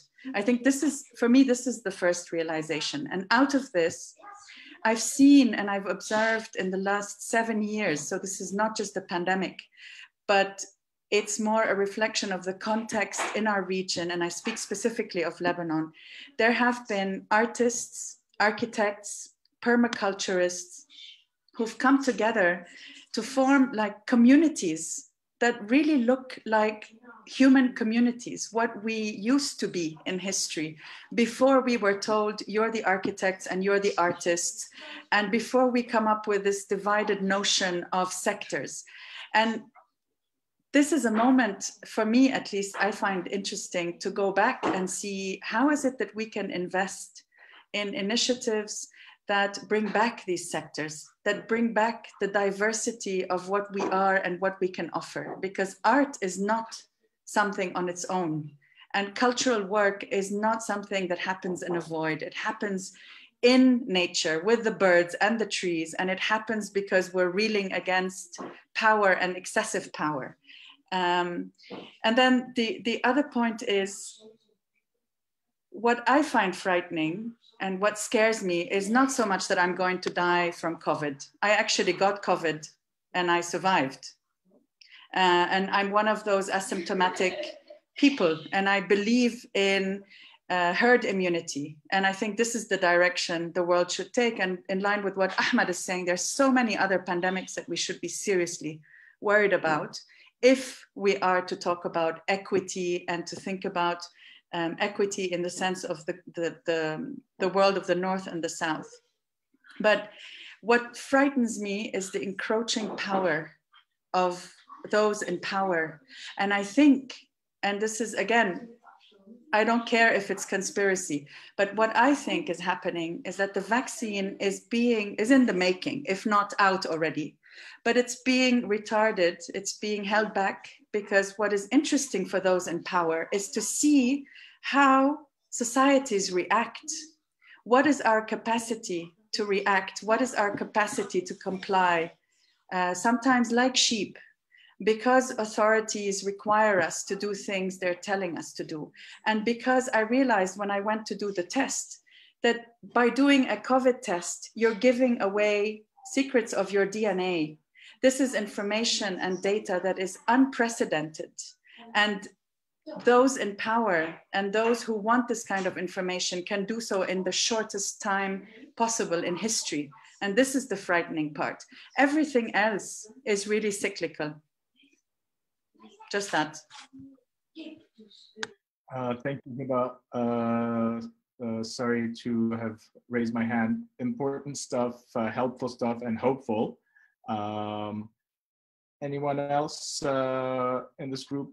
Yara. Hi, thank you everyone for this panel. I think by now, oh, someone else is speaking, I think, no?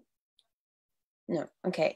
So my question would be, I'm just imagining, because I totally agree with what Ahmad was saying and what Rasha was saying about art does not need to be, in a sense, talking about art becoming something that is sustainable by itself. However, if we look at the global world, in what way does art subsidize itself? There is governments that offer support to, or other strategies or other institutions that come as a subsidy to support artists or institutions in order for those artists to be able to provide spaces,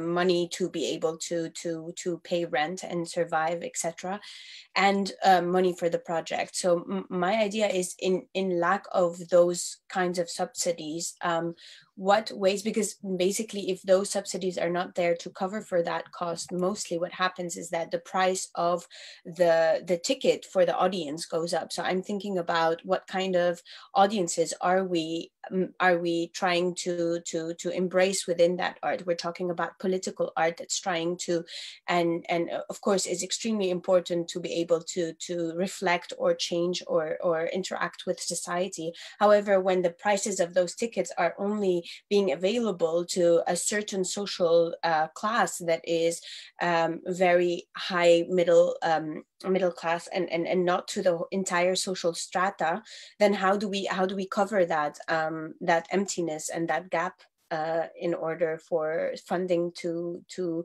not fall on the audience? Great question, Yara. Greg, do you want to? Real quick, I would just say, I think a lot of people have stressed this, Yara, is this idea of social cooperation, and that there are these networks of stability and assistance that can come together to fill that gap to some degree. But I think it really points to the point you're making about politics and art, is that people have to put pressure on the institutions from the outside, and the people in the institutions also have to sort of struggle with them. So here we see in the US a wave of unionization taking place at the major museums. Many of these people, these staff people, are themselves artists. They studied, they got an MFA, or maybe they studied art history. And I think it's quite interesting that they studied institutional critique, as young people, as students, and now they're actually carrying it out right inside the actual organization, not as an artwork to be put on display, but within the sort of structure. So I think that's a hopeful sign. And as I said, groups like Decolonize Displaced, Black Lives Matter, et cetera, putting pressure from the outside in order to really just say, look, you can't have these boards or directors that are like full of bankers and whatever, and not make sure that that is distributed more fairly. But we also can't count on them transforming themselves. We have to keep pressuring them and find our own alternatives, as everybody said here. So I'm not saying anything that hasn't been said. That's just.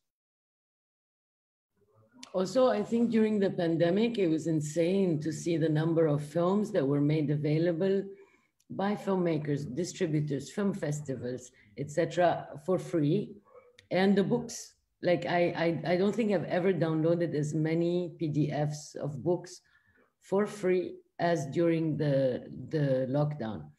This sense, I think it's all like small particles of this sense of the shared common. It's a desire, and it's also something that whoever has a book to share is part of contributing to building or making sure that whatever we have left of that common is not eaten up, is not destroyed. Great. I think we have room for one final question. Hi, Faddal. Go, Joey. Hi, everyone. It's great to see you and hear you. I just wanted to say that I think I agree with everything that was being said, which I found a bit problematic because I agreed with everything that was being said, and I kind of miss friction, not conflict, but something to trigger my my reaction. I think, like, for me, this is kind of emblematic of a larger question of, like, we all feel we want to do something, we are missing the platforms somehow, not necessarily the tools and the know-how, but the channels of access and the platforms that we would like to perhaps like come together and issue like a confident rallying call for institutions, individuals, and artists to come together. I think my question is, along with Yara's question, more on the how. Like I'm really interested in delving in the how and discussing and debating between artists and institutions and cultural managers and producers. How are we reinventing these cultural policies that we're talking about, each from their personal practice, and like butt heads a little bit about working together. I mean, it's part of working together is sharing and disagreeing on these hows and no-hows. That's it. I think I agreed with everything except for the herd immunity, but that's a public health discussion. It's not an arts and culture discussion. Joey, this is a great way for us to. It's a great question for us to do a final round of reflections on. Is this notion of, okay, but how do we do it? What are some strategies? What are some tools? What are some ideas? What do we need to have in terms of the foundations for us to sort of even do this work? I'll just say that, for instance, I think this, the bigger the sense of civic engagement in general, usually the diversity and wider scale of creative organizing there is. And if we were to look at the United States, where there isn't actually public support for the arts, you see a very strong and dynamic organizing.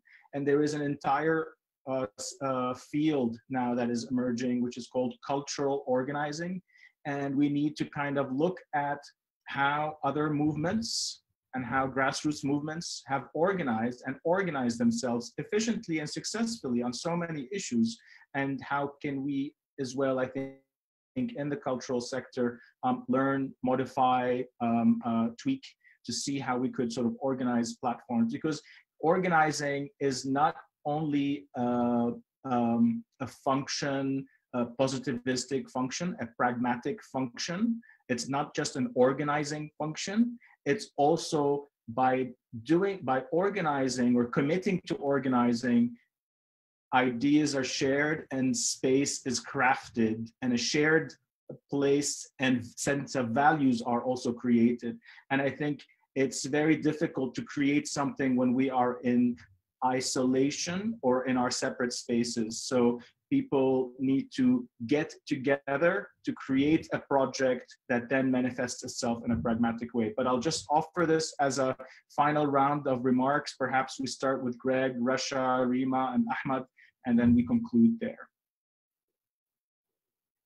You know, I'm just going to pass because I spoke a lot, so I'll let other people speak at this point. Joey, I think we need think tanks. I think we need to also talk to people who are not from the region. I think we need to be confronted with people who have very different experiences, but because of this condition that we're all in right now, the level and the ground is different.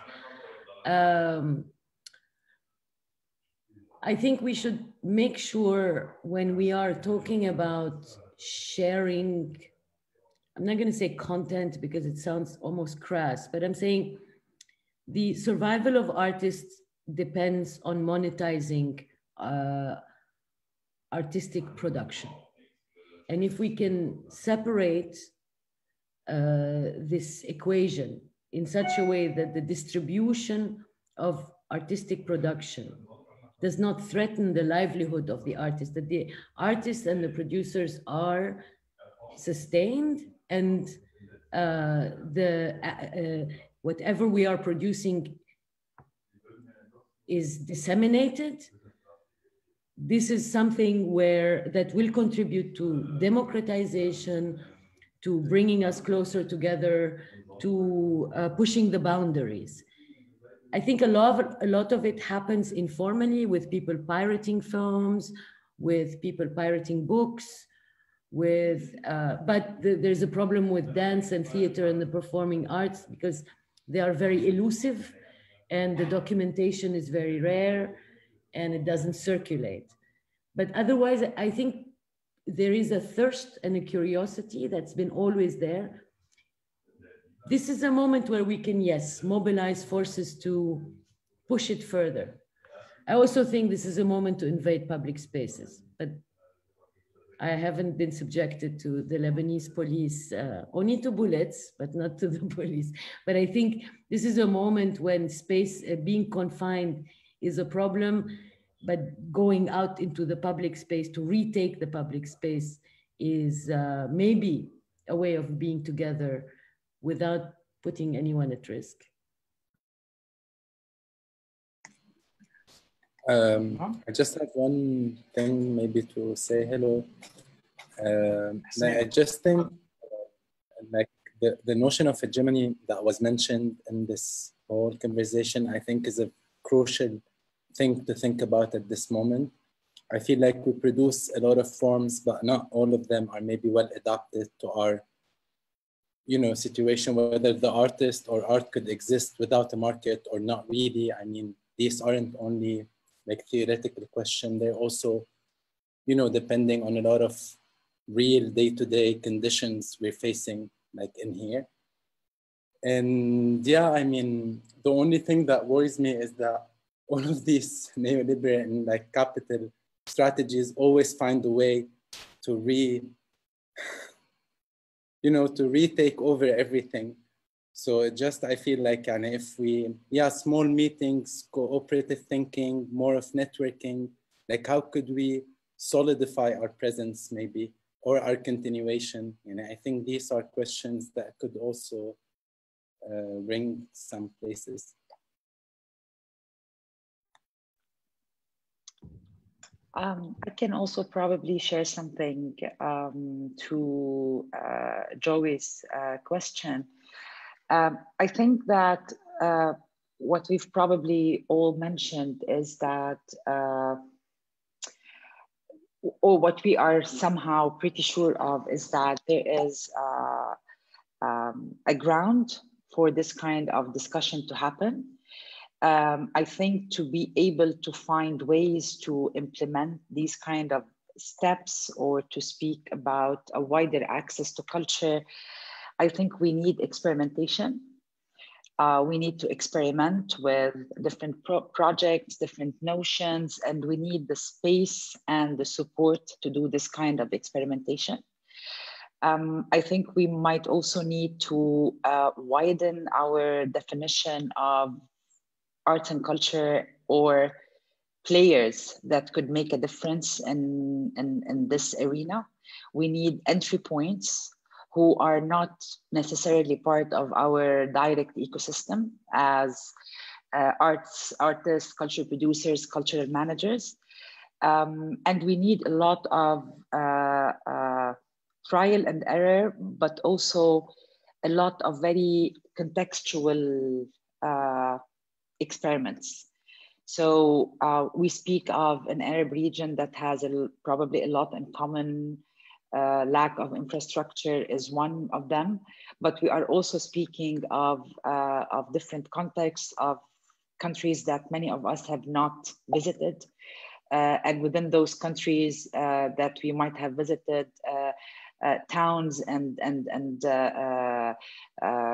smaller towns that we know nothing about. So thinking of entry points, thinking of community leaders, thinking of making access to culture not necessarily through artists, but rather through people who are effective in this specific context, within a context, and experimenting and having the space to experiment. I think that these are things that I would think of as a start.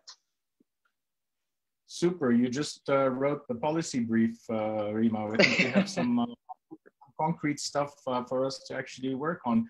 I'm mindful of the time. Greg has to teach a class in a few minutes, and then Lebanon people, you have 25 minutes to get home before lockdown begins.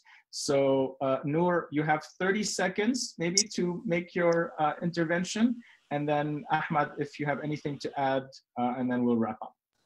Okay, that's a lot of pressure. I'm gonna try, but maybe just to عم نحكي إنجليزي. Okay, sorry, ضعت باللغة.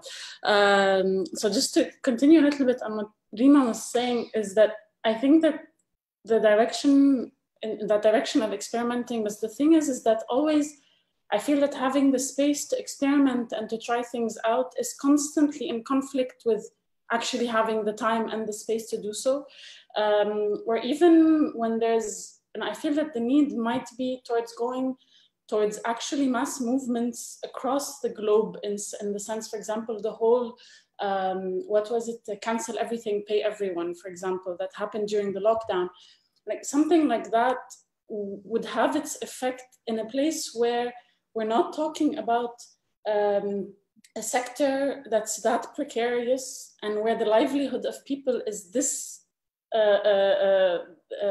out of balance, in the sense that a lot of people can't just say, I cancel everything. It's like when you're in a classroom and everyone decides to not do the test, and then there's the one person or the two people that do the test, it just ruins everything.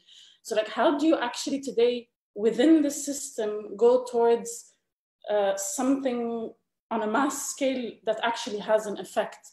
Because it feels like there are desires to do so, but practically not really, because it needs to be on a massive scale. We have to cancel everything on a massive scale and not just a few people and a few organizations. And in order to be able to take that risk, it has to be big enough, but it feels like the space for that is not really offered. I have a 30-second reaction to Noor. I wanted to add, to agree with Noor, and also add that it's also really interesting to think in the direction of articulating and translating what we already do in political terms, rather than thinking that we are reinventing something or like modifying our practice and borrowing from the political sphere. And we don't do this as artists, and we get conflicted into political art and art arty politics, and I don't know. Just the shift, a small shift of perspective, like Rasha was talking about the trees and the birds, to circle back to the beginning of the panel. Slight shift of perspective to have different vocabulary, different language, at least within the arts and culture sphere, that what we do is already natively political, and how to just translate that into larger action of organizing. Great point. Okay, Ahmad, is there anything else you want to jump in and close with? Yeah, very just briefly saying, well, it's time for resistance, and you know, we have realized how precarious our sector is. And how, you know, we have over the past few years, I've seen art and culture being taken out of strategies and stuff, and more development come in and all this. And well, actually, as I've always believed, and I think all of us believe, there is no development without art and culture. It's just as simple as that. There is no development without hope, vision, dreams, no development, you know. So let's just capitalize on this, both collectively as groups, but also individually as artists and as organizations. It's a very important time for that. And I'm very hopeful that this is just a phase, and we're going to go through it, and we're going to learn from it and become stronger. That's it. Beautiful. Perfect, Ahmad. For once, you didn't ramble on for 20 hours. No, perfect. And you left us with a very, you left us with a very, very wise set of things for us to consider. We're going to capture the chat because Greg contributed some interesting stuff and links. And I think there's room for us to maybe also document this and maybe have a blog or to sum up what was some of the ideas that were shared. Thank you, all of you, for being here. Super appreciative of this, and I look forward to follow-up conversations and organizing together for a better future. Thank you, Afaq. Thank you, guys. Okay, you have 20 minutes to get home, guys. Thank you. Bye, everyone. Thank you, everyone. Bye.